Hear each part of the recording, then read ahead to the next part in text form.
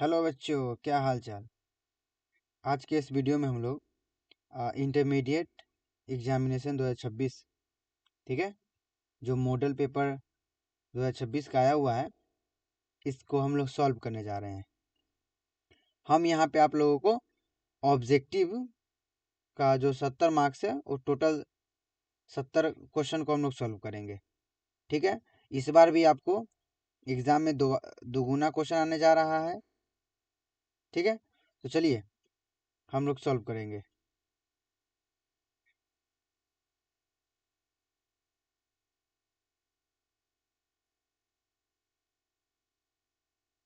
देखिए क्वेश्चन है, first question है, प्रावैधानिक का एसआई मात्रक होता है।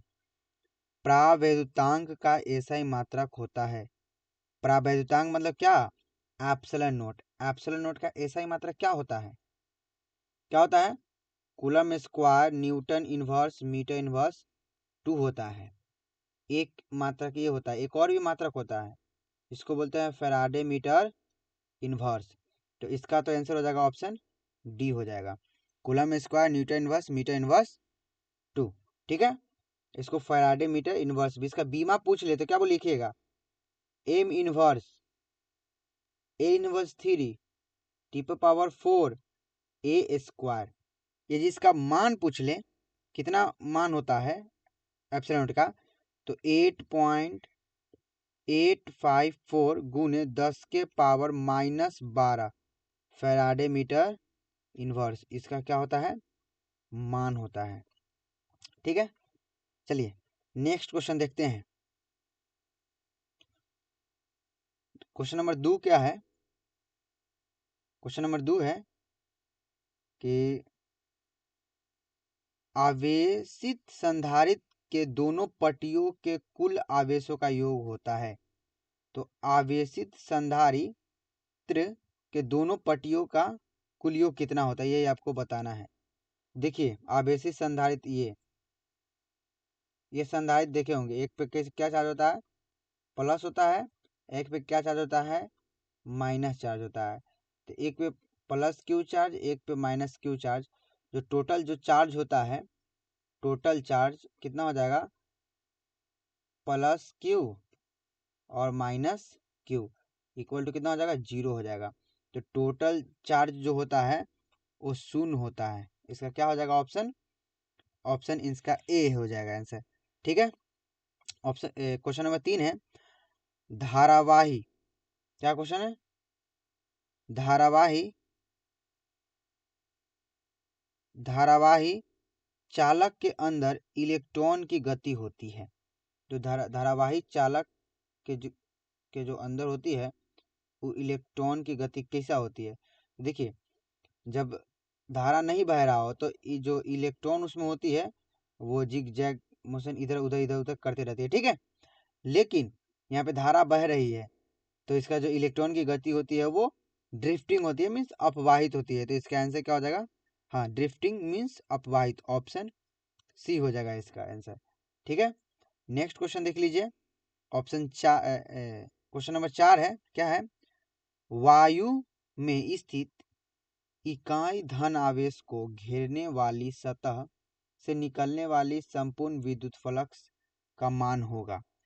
बहुत आसान सा क्वेश्चन। क्या क्वेश्चन बोला है कि वायु में स्थित इकाई धन आवेश, इकाई धन आवेश मतलब क्यू को कितना बोल दिया? 1 कूलम, ठीक है। इकाई मतलब 1 कूलम मान लेते, ठीक है। तो यहीं से बोला गया है कि निकलने वाला संपूर्ण विद्युत फ्लक्स क्या होगा। तो ऐसे कहा है कि कोई 1 कूलम का जो चार्ज को आप लोग बंद कर दिए, ठीक है। तो आवेश है तो उसे क्या निकलेगी? विद्युत क्षेत्र रेखा तो निकलेगी, ठीक है। तो बताइए कि विद्युत फ्लक्स क्या होगा। इसका फॉर्मूला होता है फाई इक्वल टू क्यू अपन में गॉस के फॉर्मूले से क्यू अपन में एप्सिलॉन नोट, ठीक है। तो यहीं से हम लोग क्या करेंगे?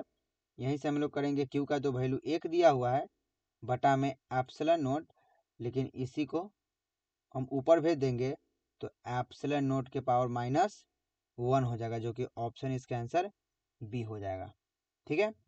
नेक्स्ट क्वेश्चन देख लेते हैं हम लोग, ठीक है। चलिए क्वेश्चन क्या है अगला?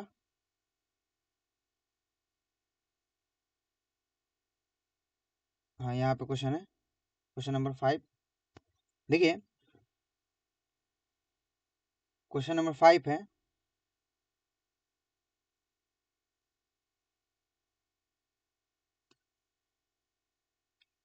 क्वेश्चन नंबर 5, बिंदु आवेश से r दूरी पर विद्युत विभव का मान होता है।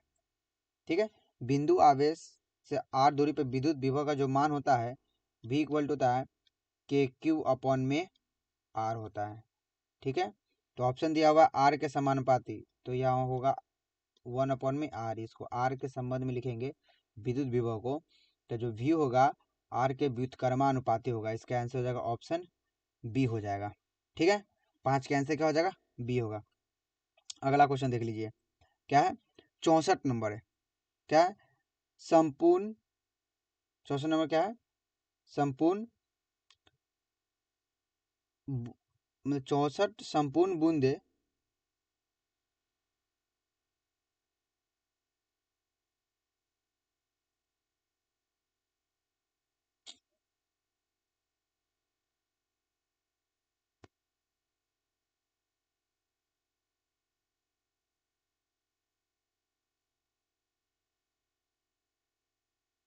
क्वेश्चन नंबर 6 क्या है, 64 समरूप बूंदे जिसमें प्रत्येक की धारिता 5 माइक्रो फैराड है, मिलकर एक बड़ी बूंद बनाती है, बड़े बूंद की धारिता होगी।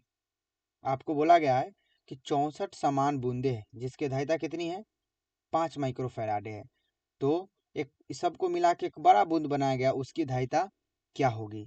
ठीक है, बड़ा बूंद बनाया गया, उसकी धारिता क्या होगी। तो इसके लिए आपको ध्यान में रखना है, एक जो भी निकालना है, जितना भी बूंद दिया हुआ है उसका क्यूब रूट कर देना है। कितना कर देना है, उसकी इसके क्या है, क्यूब रूट कर देना है। जो नंबर दिया होगा उसका क्यूब रूट कर दीजिएगा और उसमें मल्टीप्लिकेशन करा दीजिएगा धारिता का। जैसे देखिए कैसे क्या कीजिएगा, जैसे सिंपल से इसको क्वेश्चन बताए थे, नया धारिता निकालने के लिए क्यूब रूट कर देना है 64 का। ठीक है, 64 का, और उसमें ये 5 माइक्रो फैराडे से गुना करा देना है, तो सी का सी रहेगा। देखिए 64 कहने का मतलब इसमें 3 गो में से 1 गो बाहर निकाल देना है, तो 64 को हम लोग लिख सकते हैं 4 गुने 4 गुने 4, 4 चुका 16 चुका 64 इंटू 5 रहेगा ही, तो इसमें से क्या निकलेगा, 1 4 निकल जाएगा इंटू 5, सी इक्वल टू क्या आ जाएगा, 20 हो जाएगा। क्या हो जाएगा, 20 माइक्रो फैराड। ये क्वेश्चन ना बहुत बार आया हुआ है, ऐसा क्वेश्चन एकदम repeat same to same question आता है, याद कर लीजिए। ये आपको क्या करना है, जो बूंद दिया हुआ है उसका आप लोगों को क्या निकाल लेना है, क्यूब रूट निकाल लेना है, और उसमें 5 से मल्टीप्लिकेशन करा देना है। बहुत आसान सा क्वेश्चन है, तो इसका आंसर हो जाएगा ऑप्शन बी। अगला क्वेश्चन देख लीजिए, क्वेश्चन नंबर 7 है, विद्युत क्षेत्र रेखा ओ से जानकारी प्राप्त होती है। क्षेत्र की शक्ति के बारे में, दिशा के बारे में, आवेश की प्रकृति के बारे में, ऑप्शन डी इनमें से सभी। तो विद्युत क्षेत्र रेखा जो है उस शक्ति के बारे में पता होता है, वो भी होता है, दिशा के बारे में भी जानकारी होती है, आवेश की प्रकृति के भी बारे में जानकारी होती है। मतलब विद्युत क्षेत्र एकदम पास पास हो तो प्रबल विद्युत क्षेत्र दर्शाता है, दूर दूर हो तो दुर्बल विद्युत क्षेत्र मतलब कमजोर विद्युत क्षेत्र दर्शाता है, तो भी तो दर्शा ही रहा है। दिशा के बारे में कैसे पता चलती है, तो प्लस क्यू हो तो इससे पता चल जाएगा कि इससे विद्युत क्षेत्र रेखा निकलेगी, यदि माइनस आवेश हो तो आपको पता चला होगा विद्युत क्षेत्र रेखा यहाँ पे आएगी, समाप्त होगी इस पे। ठीक है, तो दिशा के बारे में भी पता चलती है, आवेश की प्रकृति के भी बारे में पता चलती है कि प्लस है या माइनस है, तो इसका आंसर हो जाएगा ऑप्शन डी हो जाएगा 7 का।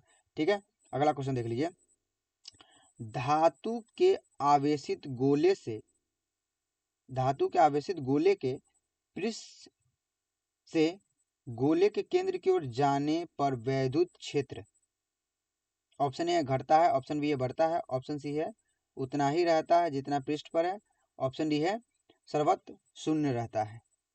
तो क्वेश्चन देखिए, धातु के आवेशित गोले से, धातु के आवेशित गोले, मान लीजिए गोला है धातु का आवेशित, जैसे इस पे आवेश दीजिएगा तो धातु पे आवेश जैसे दीजिएगा वो पूरा सतह पे समान रूप से व्यवस्थित हो जाएगा। ठीक है। तो गोले के केंद्र की ओर जाने पर, केंद्र की ओर जाने पर विद्युत क्षेत्र क्या होगा? तो केंद्र की ओर जब जाइएगा तो विद्युत क्षेत्र का मान क्या होगा? सर्वत्र शून्य रहता है। ऑप्शन क्या हो जाएगा? डी। इसका आंसर हो जाएगा ऑप्शन डी। चलिए नेक्स्ट क्वेश्चन, विभव मापी से मुक्तता मापी जाती है। क्वेश्चन नंबर 9 है, विभव मापी से मुक्तता मापी जाती है। किसको मापी जाती है विभव मापी से? तो आपको विभवांतर का मापते हैं हम लोग विभव मापी से। इसका हो जाएगा ऑप्शन सी हो जाएगा। ठीक है, विभव मापी दो बिंदुओं के बीच विभवांतर को अच्छी तरीके से माप देती है। ठीक है, चलिए प्रतिरोध क्या है? प्रतिरोध, तो प्रतिरोध का मात्रा क्या होता है? ओम होता है। क्या होता है? ओम। धारा का मात्रा क्या होता है? धारा का मात्रा बताइए। धारा का मात्रक एम्पियर होता है। विभवांतर का मात्रक क्या? विभव का मात्रक वोल्ट होता है। ठीक है, इस सब तो आपको ध्यान में ही होगा। चलिए नेक्स्ट क्वेश्चन देख लेते हैं। क्वेश्चन नंबर 10 है, अगर अगर दो आवेशों के बीच की दूरी बढ़ाई जाती है तो उनके बीच वैद्युत स्थितिज ऊर्जा होगी। ऑप्शन ए है घटती है, ऑप्शन बी है बढ़ती है, ऑप्शन सी घट सकती है या बढ़ सकती है, ऑप्शन डी है समान रहती है। यहाँ पे एक बात देख लीजिए, दो आवेशों के बीच, अब आवेश बताया है दो आवेश, लेकिन प्लस बोला है या माइनस बोला है ये आपको नहीं दिया है। दो आवेश बोला है और उनकी दूरी बढ़ाई जाती है तो उनके बीच वैद्युत स्थिति ऊर्जा क्या होगी? जो घट या बढ़ सकती है, ऑप्शन सी होगा। आवेश की प्रकृति बताती माइनस या प्लस तो यहाँ पे बात बनती, लेकिन ठीक है, तो यहाँ पे बोला है कि सिर्फ दो आवेश हैं, तो इसका आंसर होगा ऑप्शन सी हो जाएगा। अगला क्वेश्चन देख लीजिए,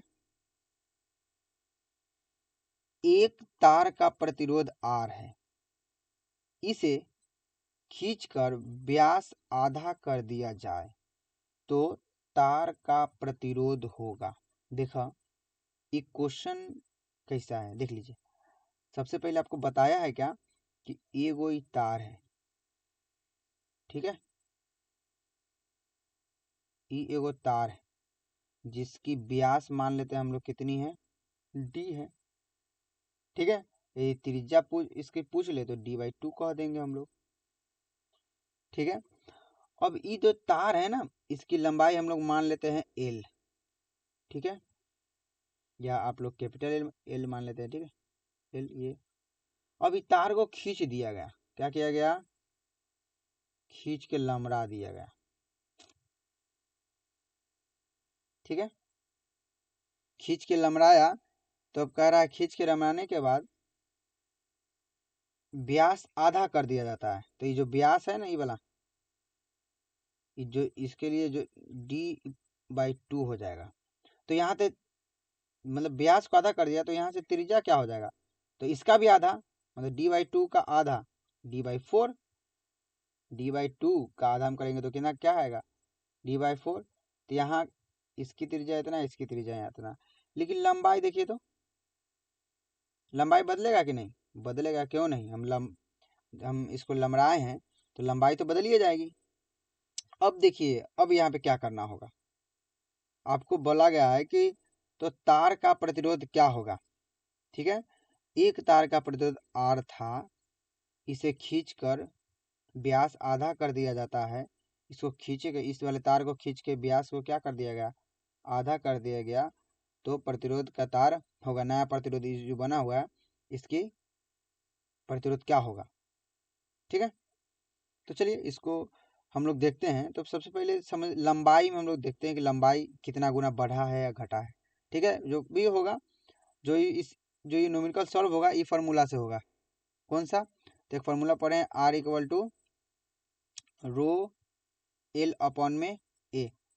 दोनों का हम लोग अनुपात निकाल देंगे, हमको पता चल जाएगा। तो सबसे पहले देख लीजिए, हमको एल पता हो जाए कि नए का एल कितना हुआ है। ठीक है, इसका तो हम लोग निकाल लेंगे प्रतिरोध, क्या आ जाएगा? आर का आर रहेगा, रो, और एल के जगह पे क्या करेंगे? इसके लिए एल का एल रहेगा, और ए क्या है? क्षेत्रफल है। तो क्षेत्रफल किसका? ये काट का क्षेत्रफल, ये जो है ना ये गोलाई कितना मोटा है उसी का क्षेत्रफल। तो इसका क्षेत्रफल क्या होता है, पाई आर स्क्वायर। ठीक है, तो इसका क्षेत्रफल पाई आर, तो पाई का पाई रखेंगे, आर स्क्वायर मतलब d/2 का स्क्वायर। ठीक है, d/2 का स्क्वायर हो जाएगा ये। कोई दिक्कत? चलिए अब हम लोग निकालते हैं नया क्षेत्रफल इसका क्या होगा। तो सबसे पहले लंबाई के संबंध देख लीजिए।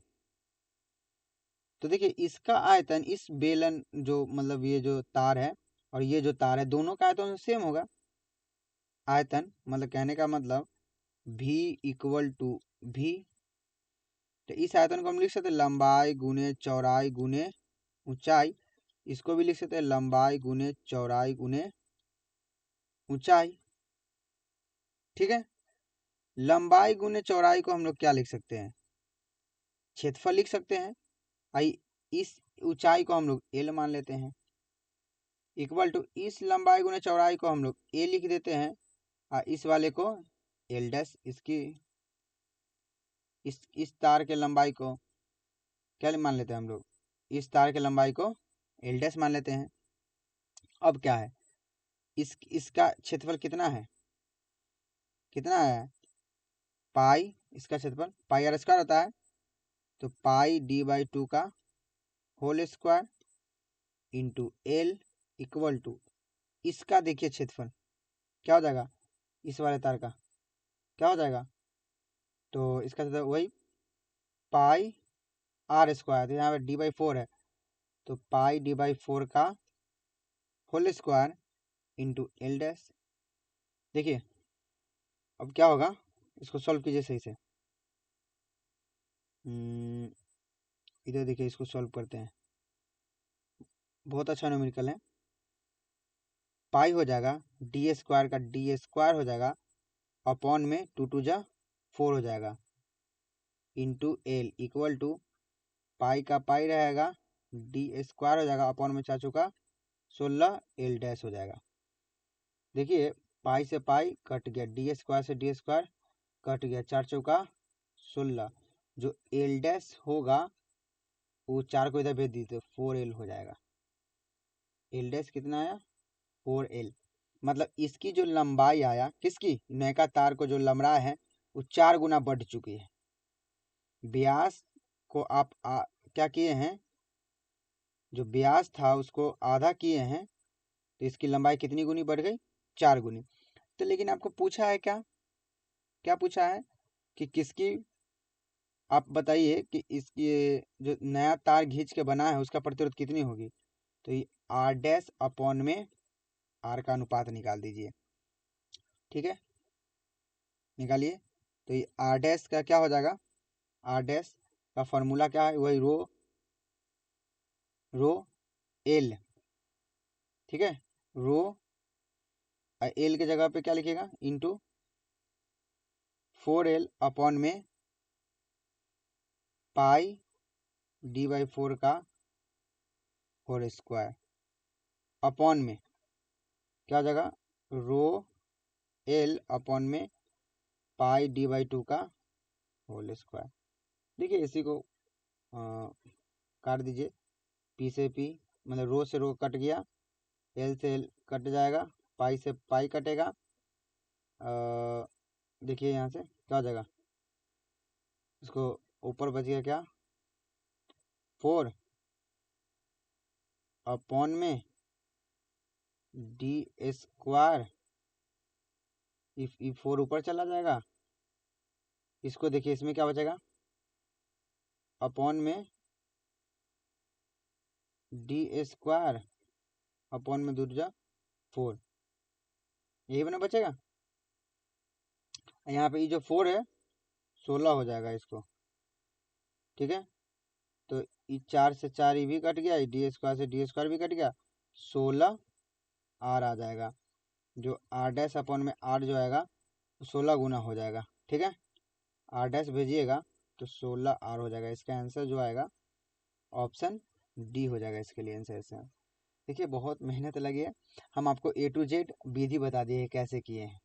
सबसे पहले ये क्वेश्चन पढ़े हैं, ये तार का हम लोग क्या किए हैं, तार का हम लोग जो जो बोला है व्यास इसका लिखे हैं, इसका भी व्यास लिख लिए हैं, और इसका लंबाई में संबंध हम लोग निकाल लिए हैं कि खींचने पर लंबाई कितना बढ़ गया होगा।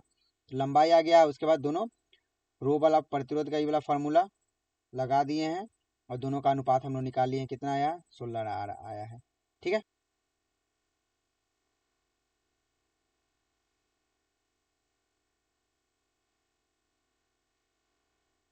क्वेश्चन नंबर 12 क्या है, क्या है क्वेश्चन नंबर 12? चालक पदार्थ से बने असीमित आवेशित पतली चादर की सतह के निकट निकट स्थित किसी बिंदु पर विद्युत क्षेत्र का मान होगा। ठीक है, तो सीधा समझिए, कोई चादर बताया है, उस चादर के कारण, ठीक है, आपको किसी बिंदु पर, ठीक है, इसे कुछ दूरी पर या किसी बिंदु पर आपको विद्युत क्षेत्र की तीव्रता का मान बताना है। देखिए चादर पे डिपेंड करता है, चादर चालक है, तो चालक है तो यहाँ पे होगा सिग्मा अपॉन में एप्सिलॉन नॉट। ठीक है, यदि चादर कुचालक होता तो सिग्मा अपॉन में 2 एप्सिलॉन नॉट हो जाता। ठीक है, तो इसका आंसर हो जाएगा सिग्मा अपॉन में एप्सिलॉन नॉट, ऑप्शन बी हो जाएगा। ठीक है, नेक्स्ट क्वेश्चन देखिए,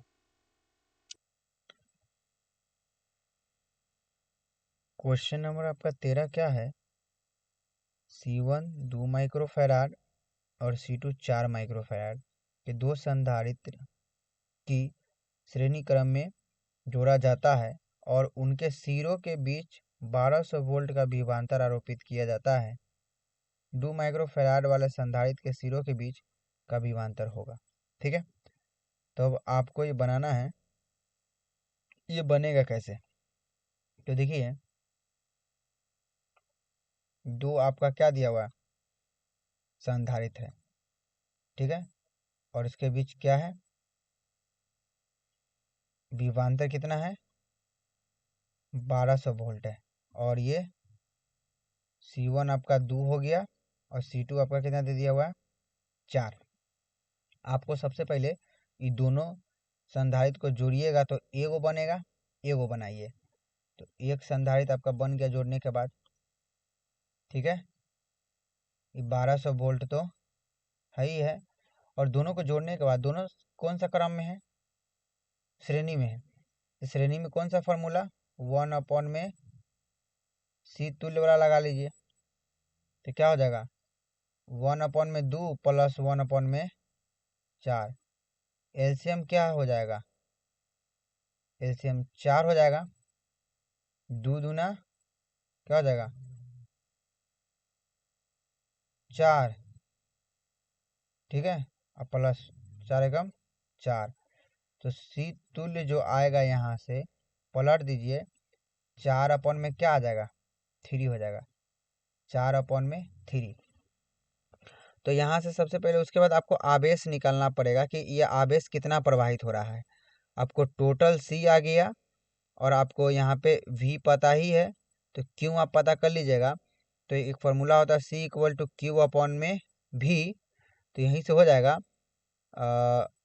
Q कैसे पता चलेगा, तो यहाँ पे C इंटू V करेंगे, C कितना, तो C आपका दिया है 4 अपॉन में 3, इंटू क्या हो जाएगा, 1200, 3 से कटेगा, 3 चौका 12, 400 आ गया, और 4 चौका 16, यहाँ से 1600 कूलम आ गया क्या, आवेश। मतलब 1200 वोल्ट का जो यहाँ पे बैटरी लगा होगा, वो यहाँ से क्या कितना आवेश प्रवाहित कर रहा होगा, 1600। तो आपको बताया है कि क्वेश्चन में बोला है कि ये 2 माइक्रोफैराड है ना, इसमें इस वाले में 2 माइक्रोफैराड वाले में कितना विभवांतर, क्या है, कितना विभवांतर होगा। ठीक है, 2 माइक्रोफैराड वाले सिरे के बीच का विभवांतर होगा, तो इसके बीच का आपको विभवांतर देखना है। तो देखिए यहाँ आपका टोटल क्यू आवेश पता चलिए गया कितना है, 1600 कूलम, और आपको भी तो है ही है पता कितना, 1200 वोल्ट, और आपको क्या है, आपको यहाँ से सी दे दिया हुआ है कितना, 2 माइक्रो फैराड। तब हमको यही हमको भी निकालना है इसके बीच, तो इसका तो कोई ज़रूरी है नहीं। ये आपको इसके बीच का विभवांतर निकालना है, तो फिर से वही C equal to Q upon में V बड़ा फॉर्मूला से हमको V निकाल देना है, तो हो जाएगा क्यू अपॉन में C। तो इसको क्या करेंगे, क्यू का वैल्यू आपको दिया हुआ है 1600 अपॉन में C का वैल्यू 2, कट जाएगा कितना 800 वोल्ट आ जाएगा। ठीक है, इसका आंसर हो जाएगा ऑप्शन सी हो जाएगा। ठीक है, चलिए अगला क्वेश्चन देख लीजिए क्या हो जाएगा। अगला क्वेश्चन यहाँ पे, प्रभावी धारिता 5 माइक्रोफैराड को प्राप्त करने के लिए सिर्फ 2 माइक्रोफैराड के कम से कम कितने संधारित्र की आवश्यकता होगी। मतलब 2 माइक्रोफैराड का संधारित्र को कम से कम कितना हम लोग जोड़े उड़ेंगे तो 5 माइक्रोफैराड आएगा। तो देखिए मान लीजिए क्या करेंगे हम लोग, सबसे पहले इसको क्या करना होगा, हमको समांतर में जोड़ दीजिए। ठीक है, ये 2 माइक्रोफैराड, यहाँ पे 2 माइक्रोफैराड, क्या हो गया 2 2 4, ही समांतर में हो गया। अब हमको एक और जोड़ना है, एक और लाना है तो 5 हो जाएगा। ऐसा करते हैं 2 को श्रेणी में, देखिए ई भी 2 माइक्रोफैराड, ई भी 2 माइक्रोफैराड, ये दोनों दोनों समांतर में तो 2 4 हो गया, ये दोनों श्रेणी में जोड़ेंगे तो 1 होगा, तो 4 1 5 हो जाएगा। तो कम से कम कितना की जरूरत पड़ेगी, कितने की, कम से कम 2 4 गो संधारित्र को। तो कम से कम 2 माइक्रोफैराड का 4 संधारित्र होगा, तो तुल्य धारिता हम लोग 5 बना सकते हैं। ठीक है, चलिए नेक्स्ट क्वेश्चन देख लीजिएगा। यदि 100 वोल्ट तक आवेशित पर एक संधारित्र की संचित ऊर्जा 1 जूल हो तो संधारित्र की धारिता होगी। ठीक है, संचित ऊर्जा ये क्या हो जाएगा, संचित ऊर्जा कौन सी फॉर्मूले से बनेगी, ध्यान में आया, E equal to 1/2 CV square. ये आपका E कितना दे दिया हुआ है, 1 दे दिया। ठीक है, 1/2 आपको C निकालना है, अब V का वैल्यू 100 ये दिया हुआ है, तो 100 का स्क्वायर हो जाएगा। ठीक है, टू उधर चला जाएगा, 2 इक्वल टू क्या हो जाएगा C इंटू 100 का स्क्वायर, तो 1 पे क्या हो जाएगा 4 गो 0 हो जाएगा। तो आप लोग लिख सकते हैं, हम लोग 2 का 2 रहेगा, जो क्या है 10,000 है वो कहाँ आ जाएगा, नीचे आ जाएगा। तो यहाँ पे हम लोग लिख देते हैं, इसी को सही से लिखेंगे तो 2 अपॉन में क्या लिख सकते हैं, 10 के पावर क्या हो जाएगा 1 2 3 4 हो जाएगा। और अच्छा से भी लिख सकते हैं इसको, 2 का 2 रहेगा, ये पावर को ऊपर भेज दीजिए, तो 10 के पावर -4 क्या हो जाएगा फैराड।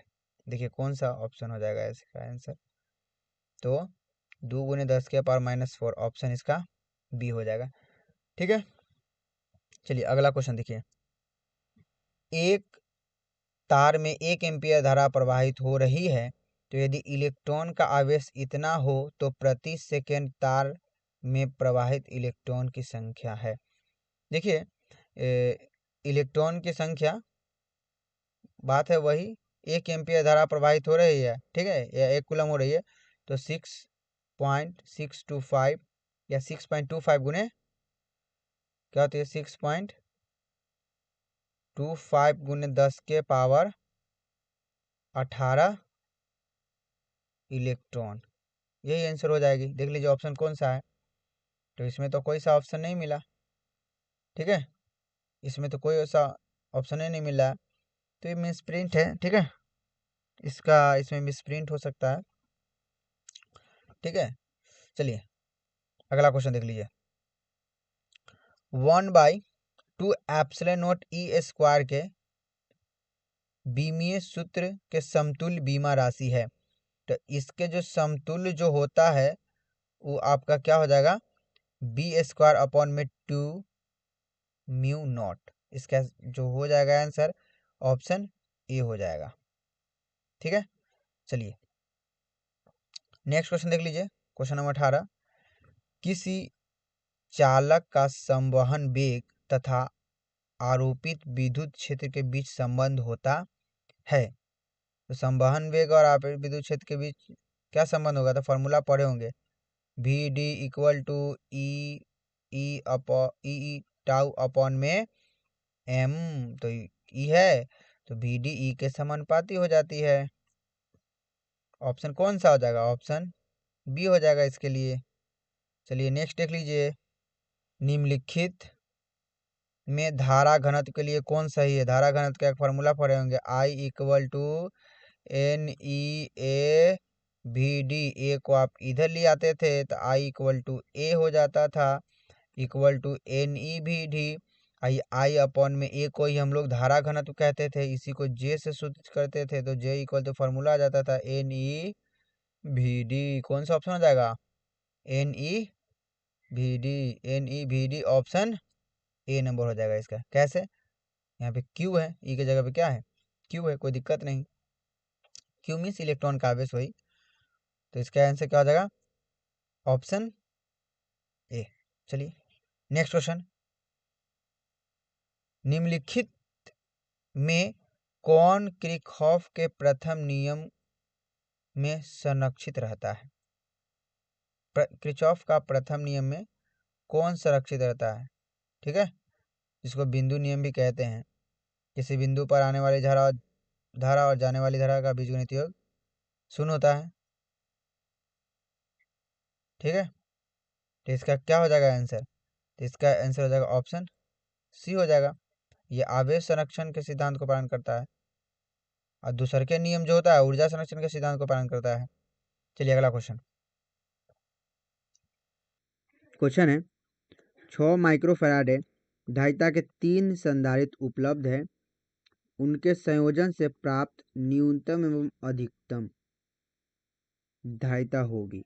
तो आपको 6 माइक्रोफैराड का क्या है? 3 संधारित्र है।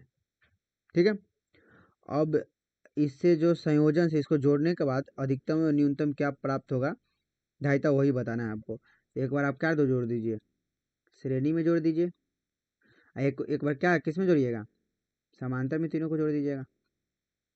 ठीक है, तो श्रेणी में जोड़िएगा तो क्या फॉर्मूला? 1 अपॉन में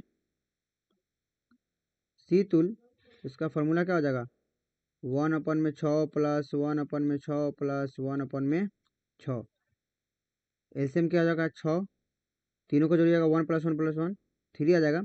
आपको सीतुल लाना है यहाँ से, तो सीतुल जो यहाँ से आ जाएगा वो हो जाएगा 6 अपॉन में 3। कहने का मतलब 2 माइक्रोफैराड। तो श्रेणीकरण में जोड़ने पे क्या आया? श्रेणीकरण में जोड़ने पे 2 माइक्रोफैराड आया। क्या आया? 2 माइक्रोफैराड। अब इसको किस में जोड़ना है? अब समांतर क्रम में, तो समांतर में यहाँ 6 है, यहाँ पे भी 6 है, यहाँ पे भी 6 माइक्रोफैराड है। ठीक है, तो समांतर में क्या फॉर्मूला होता है? सी तुल्य equal to C1 plus C2 plus C3। तो 6 प्लस 6 प्लस 6 इक्वल टू कितना हो जाएगा? 18 माइक्रोफैराड हो जाएगा। तो यहाँ पे समांतर में जोड़ने के बाद जो आया आपका 18 माइक्रोफैराड आया। देखिए कौन सा आंसर हो जाएगा इसका? इसका जो आपका आंसर हो जाएगा वो हो जाएगा, देखिए 2 और 18 किधर आंसर है? ऑप्शन सी हो जाएगा इसका आंसर। ठीक है, अगला क्वेश्चन चलिए, क्या है क्वेश्चन? आवेश एक परिमाणीकरण दर्शाता है। ठीक है, तो ये आवेश का क्वांटमीकरण से क्वेश्चन है। ये आपका टेस्ट में ही ये क्वेश्चन लिया गया है, टेस्ट में सेम टू सेम टेस्ट से क्वेश्चन आया हुआ है। तो क्या है इसका जो आंसर हो जाएगा? आवेश जो एक इलेक्ट्रॉन पर आवेश का एक अंश है जो संभव नहीं है। इसका आंसर हो जाएगा ऑप्शन ए। ठीक है, आवेश का क्वांटमीकरण यही कहता है कि किसी वस्तु पे जो इलेक्ट्रॉन होगा वो पूर्ण गुणज के रूप में होगा। ठीक है, चलिए अंश के रूप में नहीं होगा। चलिए अगला देखिए, 23 नंबर क्वेश्चन है, क्या है कि किसी बंद परिपथ का प्रतिरोध 10 ओम है। तो आपको प्रतिरोध दे दिया हुआ है, कितना दे दिया हुआ है? 10 ओम दे दिया। ठीक है, प्रतिरोध 10 ओम दे दिया, और आपको फ्लक्स भी दे दिया हुआ है 6t square minus 5t plus 1। कितना दे दिया? 5 6t² माइनस 5t+1, ये आपको दे दिया हुआ है। तो आपको बताना है कि 0.25 सेकेंड पर परिपथ में प्रवाहित धारा होगी। तो ये फॉर्मूला ही होता है, ईएमएफ बराबर क्या होता है, -d∅/dt। तो इस फ्लक्स को आपको क्या करना पड़ेगा, डिफ्रेंसिएशन करना पड़ेगा। तो माइनस को तो अभी रहने देते हैं, करते हैं इसका डिफ्रेंसिएशन। तो डी क्या हो जाएगा,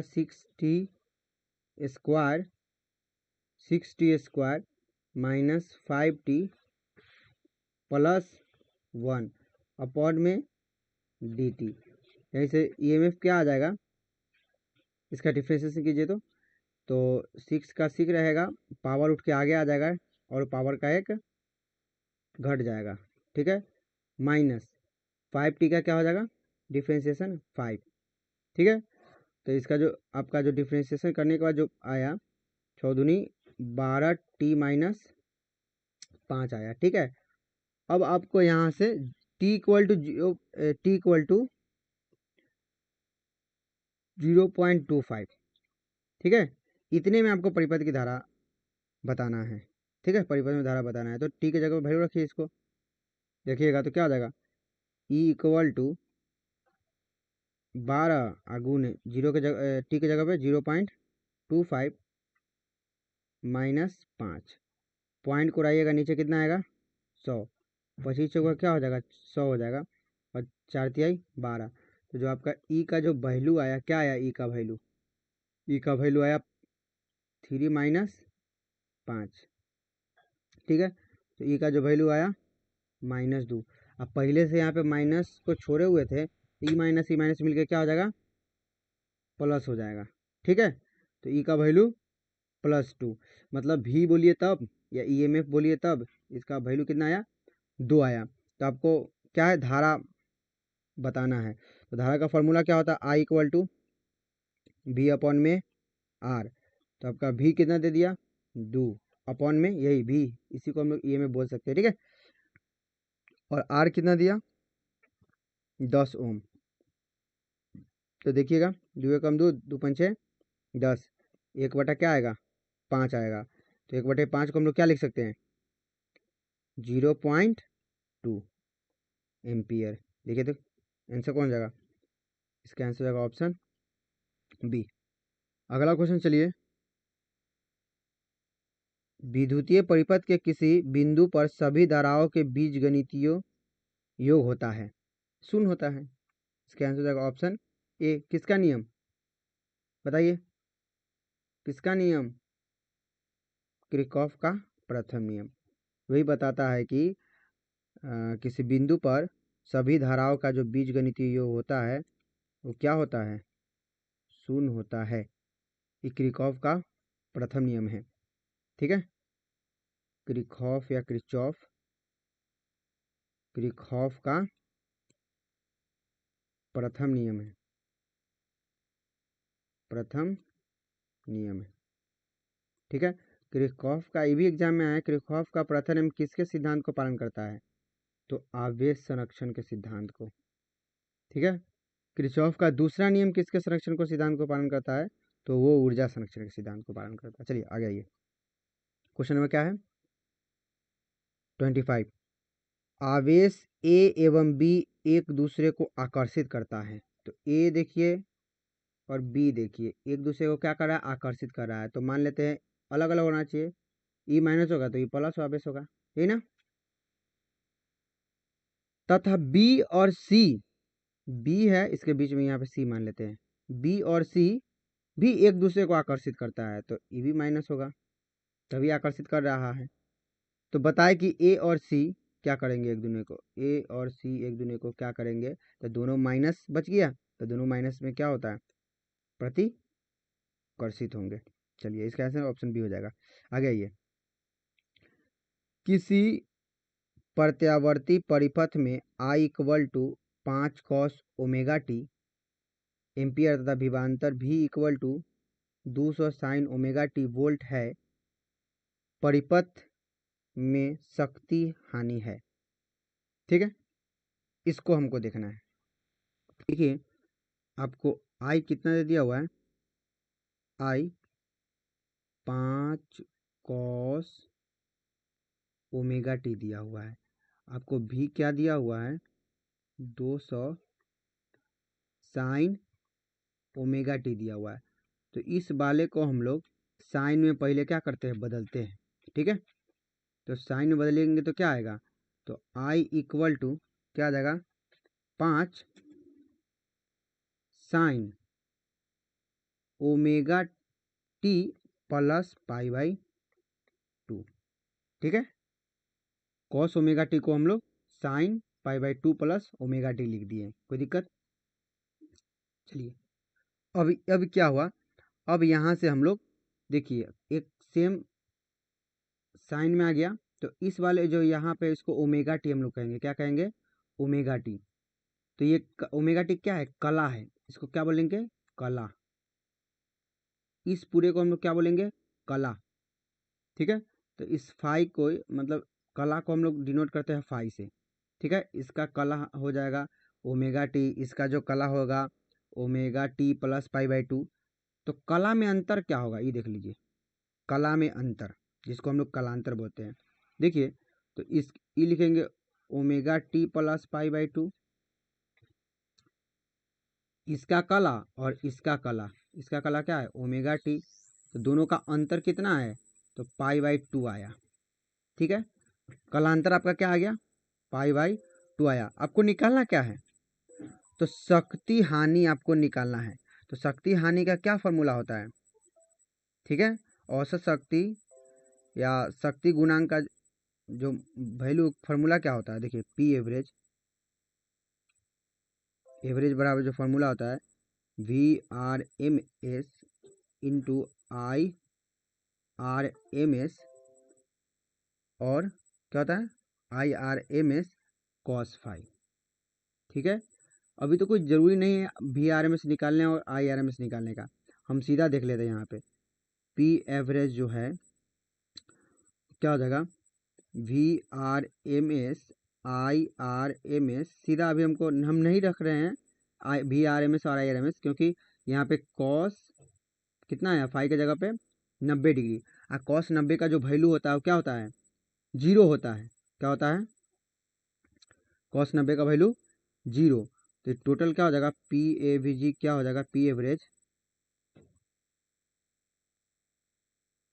क्या हो जाएगा, गुना कराएंगे जो शक्ति हानि होगी वो कितना होगी, जीरो। इसका आंसर क्या हो जाएगा, ऑप्शन डी। ठीक है, चलिए आगे देख लीजिए, क्वेश्चन कौन सा है, 27 नंबर क्वेश्चन है। एक प्रत्यावर्ती धारा I equal to sine 60 pi 100 pi t में धारा के मूल माध्य वर्ग मान क्या है। देखिए आपको दे दिया हुआ सिंपल, ये तो बहुत आसान सा क्वेश्चन है।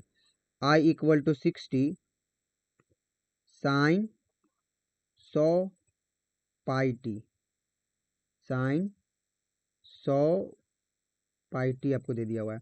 तो आपको होता है वर्ग माध्य मूलमान, वर्ग मान क्या होता है, वर्ग माध्य मूलमान आई आर एम एस होता है। क्या होता है, आई नॉट अपॉन में √2, आई नॉट ये क्या हो जाता है, तुलना कराइए इस फॉर्मूला से, I equal to I naught sine omega T, मतलब प्रत्यावर्ती धारा के समीकरण से तुलना कराइए। तो आई नॉट यहाँ से क्या आ गया, 60 आ गया।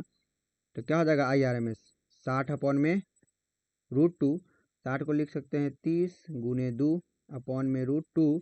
फिर से हम इस 2 को लिख सकते हैं √2 इंटू √2 अपॉन में एक रूट से एक √2 कट गया, तो 30√2 आंसर आया, आई आर एम एस। देखिए कौन सा आंसर, इसका आंसर हो जाएगा ऑप्शन बी। अगला क्वेश्चन देख लीजिए क्या है, दो आवेश Q को मिलाने वाली रेखा के बीच में एक आवेश Q रखा जाए तो आवेशों के इस व्यवस्था में संतुलन के लिए Q क्या होगा। यहाँ पे सिंपल सा क्वेश्चन क्या है कि एगो ई क्यू है, एगो ई क्यू आवेश है।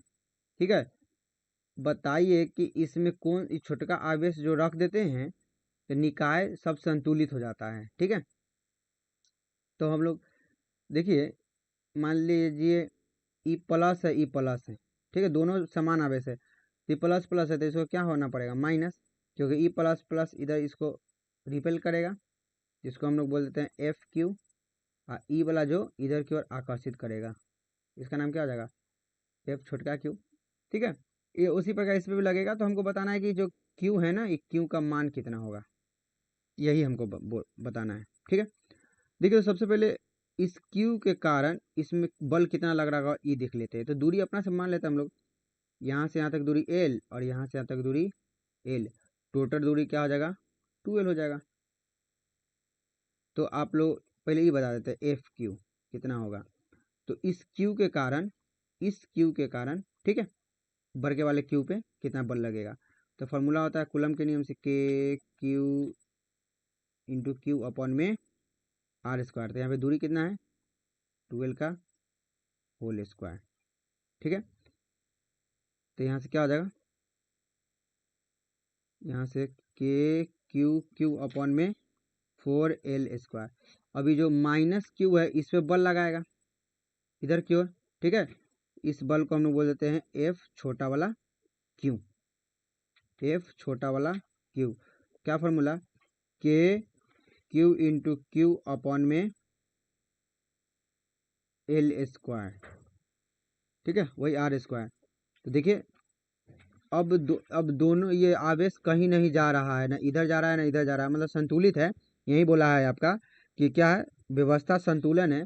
तो क्या होगा, तो इधर का जो बल होगा, इधर का जो बल होगा और इधर का जो बल होगा, दोनों क्या होगा बराबर होगा। ठीक है, तो देख लीजिए दोनों को हम इक्वल कर देते हैं। तो क्या हो जाएगा के क्यू इंटू क्यू अपॉन में 4L स्क्वायर इक्वल टू के क्यू इंटू क्यू अपॉन में एल स्क्वायर। के से के कट गया, क्यू से क्यू कट गया, अब एल स्क्वायर से एल स्क्वायर बच गया। तो जो क्यू बराबर जो आया वो क्या आया क्यू अपॉन में 4। लेकिन एक बात ध्यान में रखना है, ये कौन सी आवेश है, यहाँ पे माइनस है, तो यहाँ पे माइनस आपको लगाया रहना देना चाहिए। ठीक है, यहाँ पे माइनस लगे रहना दिए। इस माइनस को हम क्या करते हैं इधर कर देते हैं। तो क्यू इक्वल टू क्या आ जाएगा माइनस क्यू अपॉन में 4। तो आंसर हो जाएगा ऑप्शन बी हो जाएगा इसके लिए।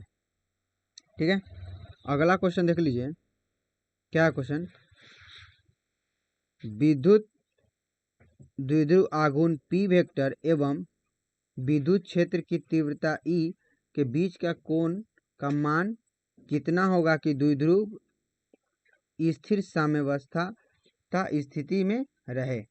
ठीक है, तो इसके लिए जो होगा, देखिए बताया कि विद्युत क्षेत्र में द्विध्रुव को आप किस एंगल पर रखिएगा कि उस स्थिति में रहे। तो सीधा जैसे कि हम लोग किसी विद्युतीय क्षेत्र में हम लोग रखते थे इस प्रकार के द्विध्रुव को, जिसमें बल आघूर्ण रखता था, तो हमको अब भी जो रखना होगा किसी विद्युत द्विध्रुव को, तो उस एकदम ये जो इस विद्युत द्विध्रुव को सीधा सिंपल से इसी सीध में रख दीजिए एंगल 0 पे। ठीक है, minus Q plus Q, angle 0 पे रखिए, कोई उस पर बल नहीं लगेगा। ठीक है, इसका आंसर ऑप्शन डी हो जाएगा। अगला क्वेश्चन क्या है, किसी विद्युत चुंबकीय विकिरण की ऊर्जा 13.2, ठीक है, यह विकिरण किस क्षेत्र से संबंधित है। तो यह विकिरण जो संबंधित होता है, इतना जो एनर्जी होता है वो एक्स किरण का होता है। इसका आंसर हो जाएगा ऑप्शन बी हो जाएगा। अगला क्वेश्चन देख लीजिए, परिनालिका में चुंबकीय ऊर्जा, परिनालिका में चुंबकीय ऊर्जा घनत्व का सूत्र होता है।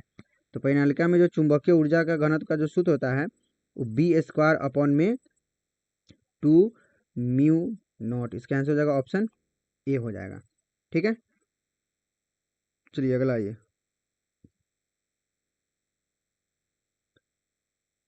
निम्नलिखित में से किस वैद्युत चुंबकीय विकिरण का तरंगदैर्घ्य न्यूनतम है। तो देखिए तरंगदैर्घ्य न्यूनतम है, तो जिसकी एनर्जी ज़्यादा होती है उसकी तरंगदैर्घ्य उतना ही कम होती है, जिसकी एनर्जी ज़्यादा उसका तरंगदैर्घ्य उतना ही कम हो जाएगी। ठीक है, इस बात को याद रखिएगा। तो गामा किस में एनर्जी सबसे ज़्यादा होती है, तो इसी कारण से इसका तरंग दैर्घ्य सबसे न्यूनतम हो जाएगा। जैसे ये फॉर्मूला ही पढ़े होंगे, E=hc/में लेमडा। ठीक है, एनर्जी लेमडा की क्या है, व्युत्क्रमानुपाती है। चलिए, इसका आंसर तो ऑप्शन डी हो जाएगा।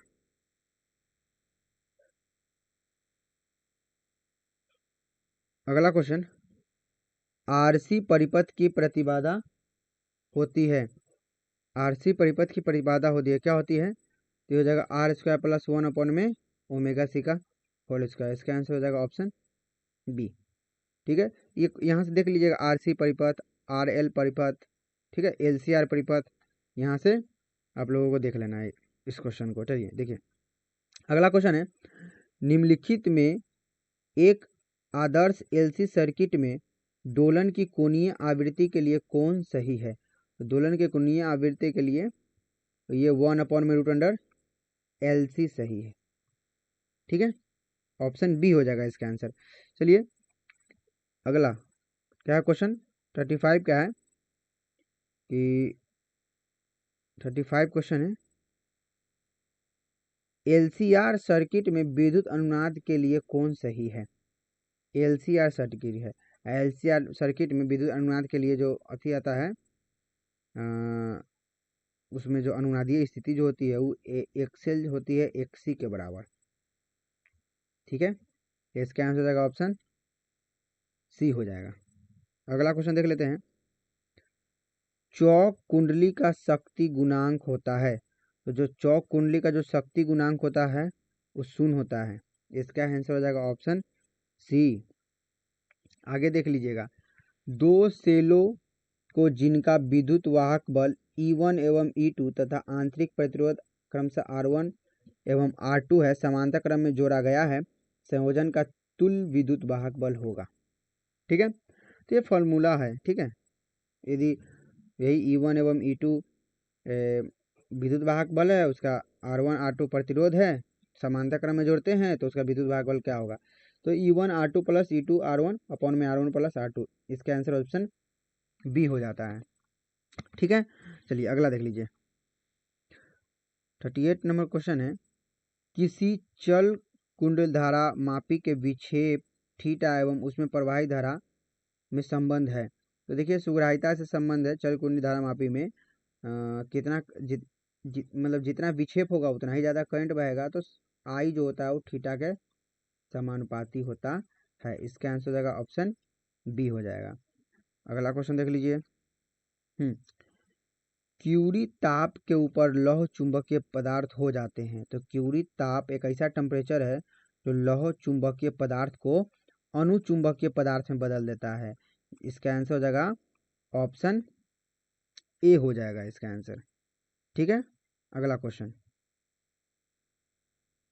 पृथ्वी के चुंबकीय ध्रुवों पर नति कोण का मान होता है।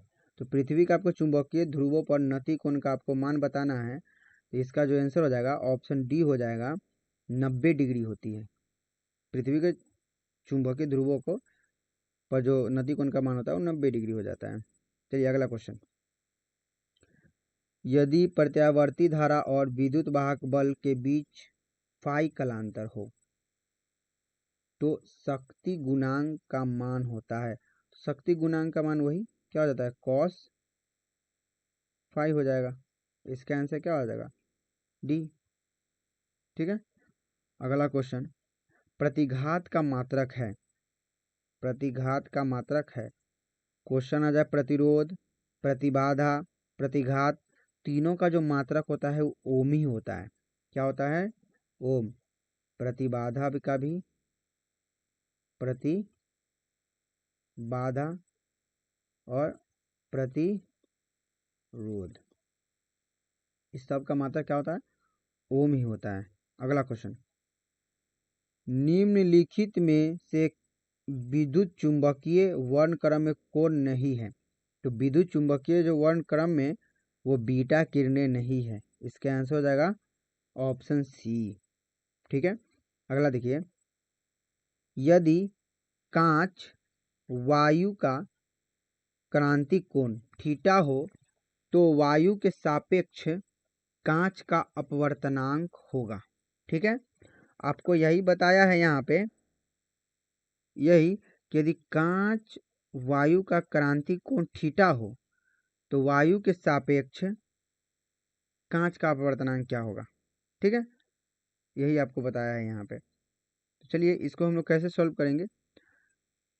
तो ये तो फॉर्मूला होता ही है कि म्यू इक्वल टू 1/sin, ठीक है, आई सी। ठीक है, क्या होता है, म्यू इक्वल टू 1/sin आई सी। आई सी को बोलते क्रिटिकल एंगल मतलब क्रांतिक कोण। तो ऐसे म्यू इक्वल टू हो जाएगा 1/आई सी, कितना दे दिया हुआ, थीटा दे दिया हुआ है, तो साइन थीटा, तो इसी को ऊपर भेजिएगा तो क्या हो जाएगा, mu equal to cosec theta. इसका आंसर हो जाएगा ऑप्शन बी हो जाएगा। ठीक है, चलिए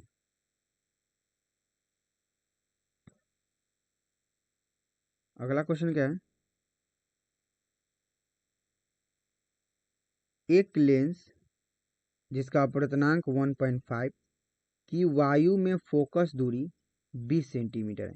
एक लेंस है जिसका अपवर्तनांक 1.5 है, उसका वायु में जो फोकस दूरी है वो 20 सेंटीमीटर है। कितना है, 20 सेंटीमीटर है। तो 1.5 अपवर्तनांक वाले माध्यम, क्या है, 1.5 अपवर्तनांक वाले माध्यम में उस लेंस की फोकस दूरी क्या होगी।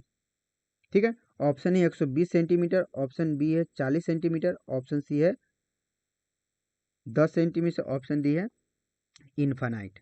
ठीक है, तो ये जो फॉर्मूला जो बनता है ये इससे बनता है, बाई फोकल लेंस वाला फार्मूला से, 1/f। ठीक है, क्या हो जाएगा, UG/में U m-1 अपॉन में 1/R1 - 1/में R2।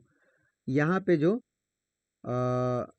ग्लास का जो अपवर्तनांक है यहाँ पे रखिएगा 1/f, ग्लास का अपवर्तनांक यहाँ पे क्या है, कांच, मतलब वही ग्लास कांच का अपवर्तनांक, एक लेंस उसका अपवर्तनांक 1.5 है, तो वैल्यू रख दीजिए 1.5 अपॉन में 1.5 अपवर्तनांक वाले माध्यम है, माध्यम का भी अपवर्तनांक क्या है 1.5 है। ठीक है, -1 इंटू 1/में R1 - 1/में R2 हो जाएगा, तो इसको कट जाएगा। ठीक है, तो 1/में जो f होगा वो क्या आ जाएगा, ये एक मरतबे में कट गया दोनों, 1 - 1 और 1/में R1 - 1/में R2।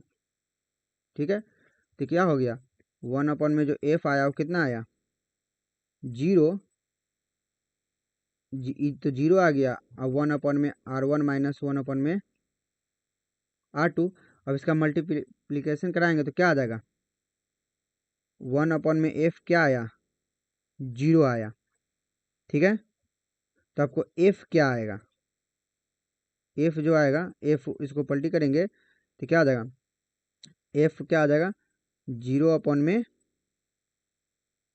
देखिए यहाँ से इस f को हम इसको पलटे तो f/में 1 आ जाएगा, तो इसको भी पलटेंगे तो 1/में 0 आ जाएगा। इसका जो वैल्यू होगा वो अनंत हो जाएगा। क्या हो जाएगा, अनंत। ठीक है, इन्फिनाइट, इसका आंसर डी हो जाएगा।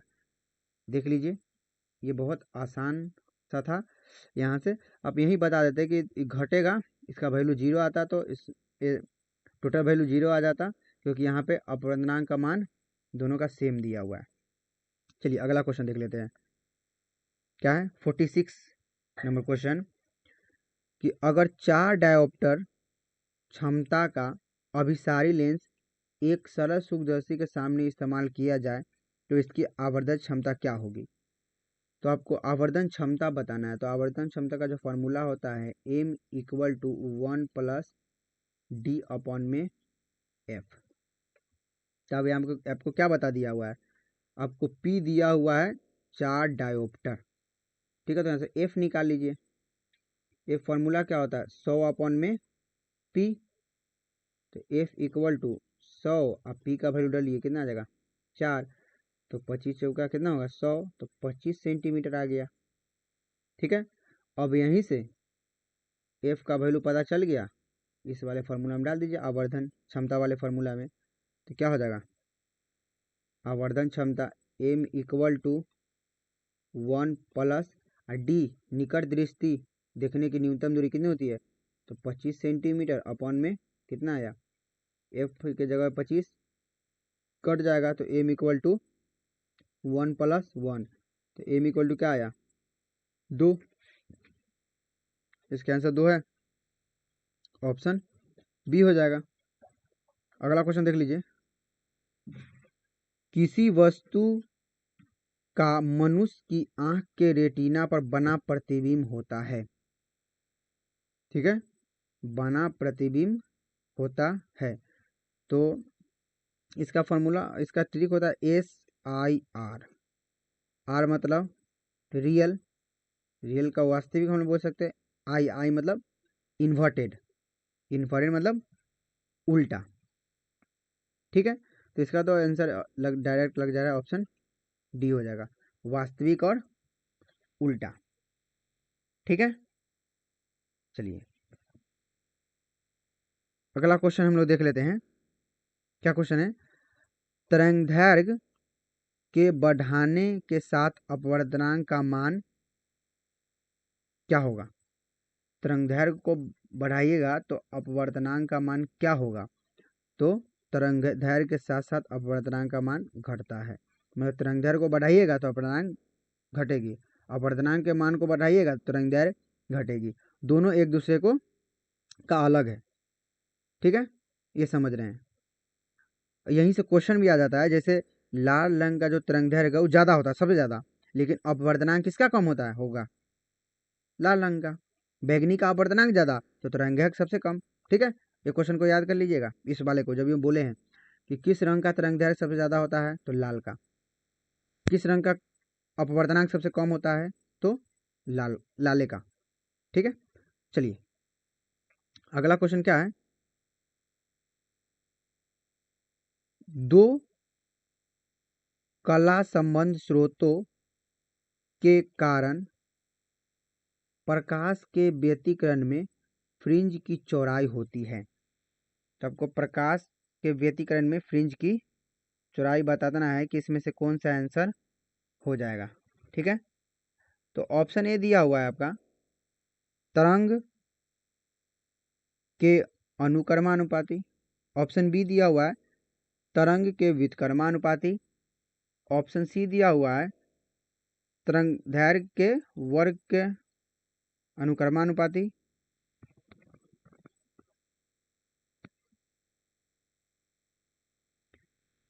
हो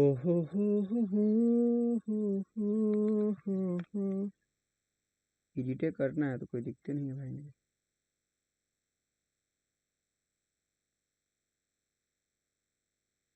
क्या नहीं मोबाइल पर काम करता है सही से।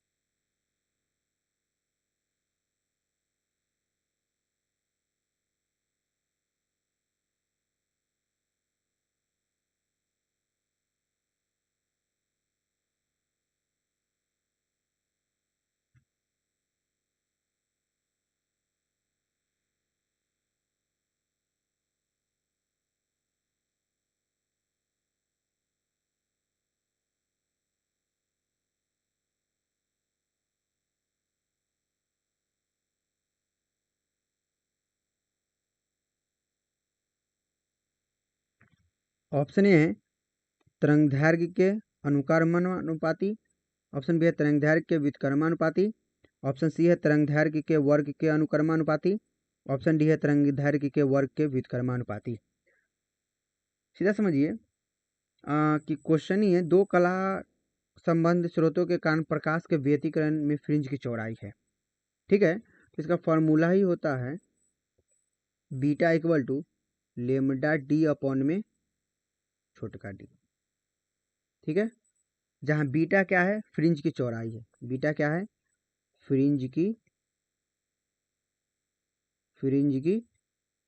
चौड़ाई, ठीक है, फ्रिंज की चौड़ाई, लेमडा क्या है, ये तो आप जानते हैं तरंग दैर्घ्य है, क्या है, तरंग दैर्घ्य, डी क्या है, तो स्क्रीन के बीच की दूरी, झिर्री और स्क्रीन के बीच, मतलब स्लाइड और स्क्रीन के बीच की दूरी, बड़ा वाला डी। और छोटका डी क्या है, तो दोनों झिर्रियों के बीच की दूरी, ठीक है, दोनों स्लाइड के बीच की दूरी। तो सीधा आपको बताया कि क्या है इसमें फ्रिंज जो है किसके समानुपाती होता है।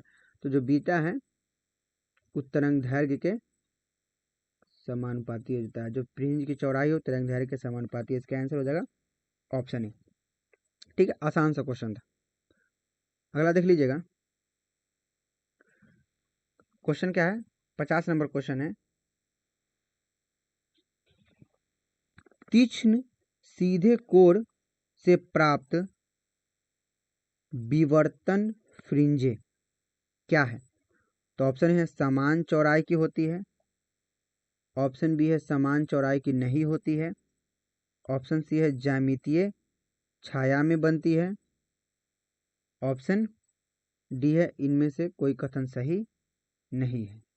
ठीक है, आपको बताया तीक्ष्ण सीधे कोण पर, तीक्ष्ण सीधे कोण पर प्राप्त विवर्तन फ्रिंज कैसी होती है।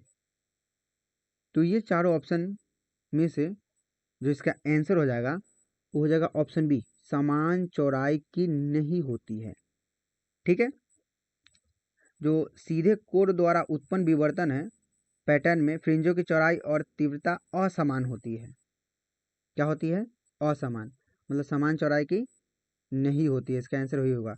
सीधा समझिए आंसर इसका, मतलब ये ऐसे ऑप्शन दिया, इसका ऑप्शन ऐसे देता, इसमें ऑप्शन में ये रहता कि की जो चौड़ाई फ्रिंजों की चौड़ाई और तीव्रता असमान होती है।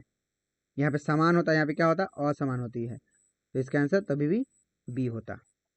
ठीक है, चलिए 51 है। क्या है 51, फ्रेनेल दूरी HF का मान होता है जहां ए प्रकाश किरण की चौड़ाई और लेमडा प्रकाश तरंगदैर्घ्य है। ए प्रकाश किरण की चौड़ाई और लेमडा प्रकाश तरंगदैर्घ्य है। तो इसका क्या है, फ्रेनेल दूरी का फार्मूला। तो इसका जो आंसर हो जाएगा वो हो जाएगा, जो फ्रेनेल दूरी का जो फार्मूला होता है F Z F equal to वो हो जाता है ए स्क्वायर अपॉन में लेमडा, ए स्क्वायर अपॉन में लेमडा। इसका आंसर हो जाएगा ऑप्शन बी हो जाएगा। ए क्या है, प्रकाश किरण है, ठीक है, या प्रकाश की किरण या छिद्र की चौड़ाई आकार है। लेमडा क्या है, तरंगदैर्घ्य। ठीक है, चलिए अगला क्वेश्चन देख लीजिए। अगला क्वेश्चन है, कांच की एक पट्टिका पर प्रकाश की किरण 60 डिग्री के कोण पर आपतित होती है और यदि ये परावर्तित तथा अपवर्तित किरणें परस्पर लंबवत हो तो पदार्थ का अपवर्तनांक है। ठीक है, ये जो क्वेश्चन बनेगा वो विस्टर के नियम से बनेगा। ठीक है, मान लीजिए कोई एक सतह है, ठीक है, प्रकाश की किरण ऐसे आ रही है, आपतित हो रही है, यहाँ से परावर्तित हो रही है, या यहाँ से आपतित हुई या फिर से अपवर्तित हुई। तो परावर्तित अपवर्तित ये दोनों का एंगल कितना है, 90 डिग्री दिया हुआ है। और यहाँ पे आपको जो एंगल है वो 60 डिग्री के कोण पर आपतित होती है। कितने डिग्री के कोण पर, 60 डिग्री के कोण पर आपतित होती है। तो ये फॉर्मूला लगा दीजिए किसका, बूस्टर का नियम, mu equal to tan IP बराबर, तो mu equal to tan 60 degree का जो वैल्यू आ जाएगा, म्यू tan 60 का जो वैल्यू आएगा वो आपका आ जाएगा कितना, √3। इसका आंसर हो जाएगा ऑप्शन बी हो जाएगा। ठीक है, अगला क्वेश्चन देख लीजिए। क्या है अगला क्वेश्चन, W कार फलन वाली धातु पर भी आवृत्ति का प्रकाश आपतित होती है तो उत्सर्जित फोटोन इलेक्ट्रॉन की महत्तम गतिज ऊर्जा होगी। तो उत्सर्जित इलेक्ट्रॉन की जो महत्तम गतिज ऊर्जा होगी ये हो जाएगी option C, E equal to h nu minus W। ठीक है, जिसको हम लोग बोलेंगे कार फलन। इसका आंसर हो जाएगा ऑप्शन, फॉर्मूला ही होता है चलिए अगला देखिए, यहाँ से क्वेश्चन याद कर लीजिएगा। एनर्जी का फॉर्मूला क्या होता है, प्रकाश की एनर्जी का एच न्यू। एक और भी फार्मूला याद कर लीजिएगा, प्रकाश की एनर्जी का जो फार्मूला E=hc/में लेमडा भी याद कर सकते हैं। ठीक है, चलिए अगला क्वेश्चन देख लीजिए। क्वेश्चन है, निम्न में से कौन सा फोटोन के संवेग को व्यक्त करता है। तो फोटोन के संवेग का जो फॉर्मूला होता है h/में लेमडा। ठीक है, ऑप्शन सी हो जाएगा इसके लिए। अगला क्वेश्चन देख लीजिए, हाइड्रोजन के लिए बोर की अस्थाई कक्षा की त्रिज्या r है। बोर की अस्थाई कक्षा की त्रिज्या r है, तो बोर की द्वितीय कक्षा की त्रिज्या है, मतलब आपको बताया है कि अस्थाई कक्षा की त्रिज्या जो है वो r है, तो बोर की द्वितीय कक्षा की त्रिज्या क्या होगी। ठीक है, तो ये फार्मूला सीधा डायरेक्ट होता है Rn समानुपाती n²। ठीक है, यही फार्मूला होता है, सूत्र है। बोर मॉडल के अनुसार किसी भी कक्षा की जो त्रिज्या होती है मुख्य क्वांटम के वर्ग के सीधे समानुपाती होती है। यहाँ पे n क्या है, तो कक्षा की संख्या है। ठीक है, R1 क्या है, मतलब r मतलब जैसे कि मान लीजिए r यहाँ पे पहली कक्षा के लिए, ठीक है, पहली कक्षा की त्रिज्या आपको पता करना होगा, तो ये डायरेक्ट 1 का स्क्वायर। ठीक है, सिंपल सी हो जाएगी। ठीक है, इसी में तो इसका फार्मूला ही हम लोग ऐसे देखते हैं, क्या है इसका जो मेन फार्मूला होता है, Rn=n² इंटू R1, यही होता है। तो पहले कक्षा की त्रिज्या आपको बता दिया हुआ है कितनी है, r है, तो फिर लिख सकते हैं R1=1² इंटू R1। तो पहले की त्रिज्या आपको बता दिया है कि R1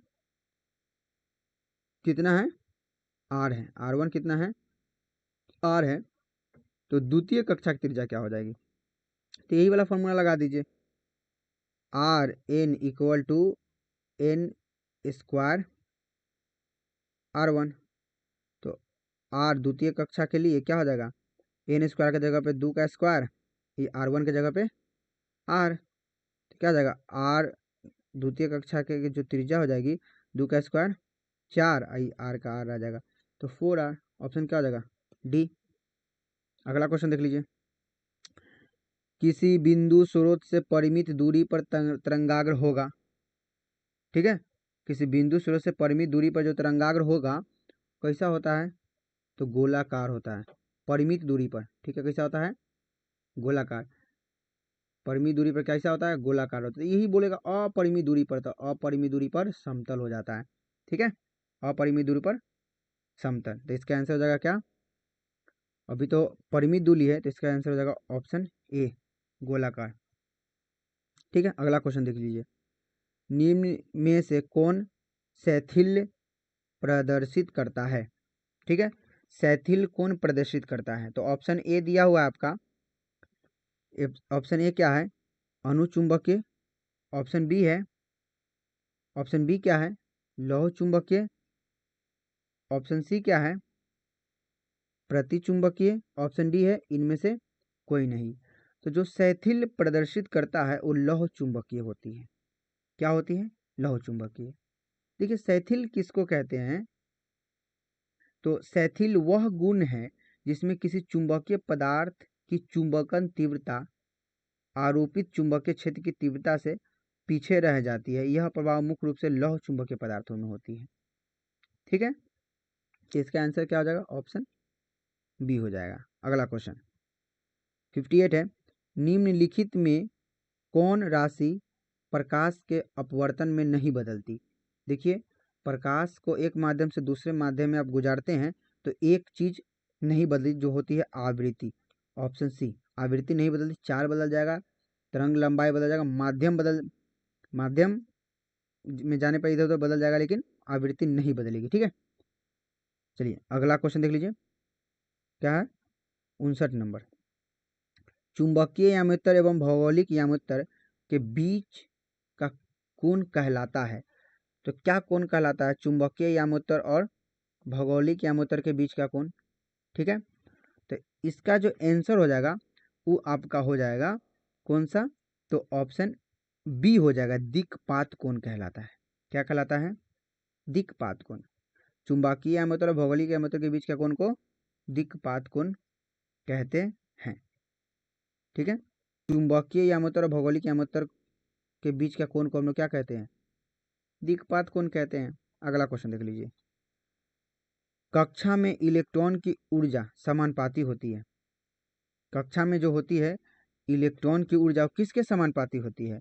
तो ऑप्शन ए दिया हुआ है जेड के, ऑप्शन बी दिया हुआ है जेड स्क्वायर, ऑप्शन सी दिया हुआ है जेड इनवर्स, ऑप्शन डी दिया हुआ है जेड इनवर्स 2, जहाँ जेड क्या है? परमाणु संख्या है। तो जो देखिए एक फार्मूला ही पढ़े होंगे या सीधा एक रिलेशन समझ लीजिए, जो ऊर्जा होती है इलेक्ट्रॉन की, जो ऊर्जा होती है कक्षा में वो जेड स्क्वायर के समानुपाती होती है। ठीक है, बोर के परमाणु मॉडल से पता होता है। तो इसका आंसर हो जाएगा ऑप्शन बी हो जाएगा। अगला क्वेश्चन देख लीजिए। नाभिक की प्रति न्यूक्लियन औसत बंधन ऊर्जा होती है। नाभिक की प्रति न्यूक्लियन बंधन की औसत ऊर्जा होती है। तो इसकी जो आंसर हो जाएगी वो हो जाएगी option B, 8 mega electron volt. देखिए अधिकांश स्थिर जो परमाणुओं नाभिक के लिए जो होती है ना, प्रति न्यूक्लियन औसत बंधन ऊर्जा वही 8 जो मेगा इलेक्ट्रॉन वोल्ट ही होती है। ठीक है, यहाँ पे जो 8 मिलियन इलेक्ट्रॉन वोल्ट है, याद करके रखिएगा, मेगा नहीं, मिलियन इलेक्ट्रॉन वोल्ट है। तो जो औसत ये माना जाता है कि किसी न्यूक्लियन से बंधन ऊर्जा जो होती है वो 8 मिलियन इलेक्ट्रॉन वोल्ट होती है। चलिए अगला देख लीजिए। क्वेश्चन 62 है। क्या है क्वेश्चन?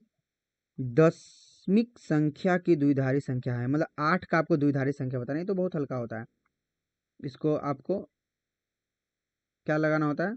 तो वही एलसीएम करते जाइए, 2 से 2 चौका 8, मौसा निकाल दिया जाए तो 2 क्या हो जाएगा? 2 चौका 8, कुछ बचा नहीं, बता 0, कट गया पूरा पूरा। 2 से 2 दूना 4, कुछ नहीं बेटा 0। फिर से 2 से लगाइए, 2 कम 2, 0, नीचे से ऊपर तक लिख दीजिए 1, 3 को 0 आ गया। यही द्विधारी नंबर होगी। इसका आंसर हो जाएगा ऑप्शन डी। अगला क्वेश्चन देख लीजिए। द्विधारी योग में 1+1 होता है। तो द्विधारी योग में जो होता है 1+1 होता है वो हो जाता है क्या? ऑप्शन इसका हो जाएगा 10, मीन्स सी। इसका आंसर क्या हो जाएगा? ऑप्शन सी हो जाएगा। ठीक है, कैसे? तो देखना है तो देख भी सकते हैं। 0+0 को द्विधारी में 0+0 को जोड़ते हैं तो क्या आता है? 0।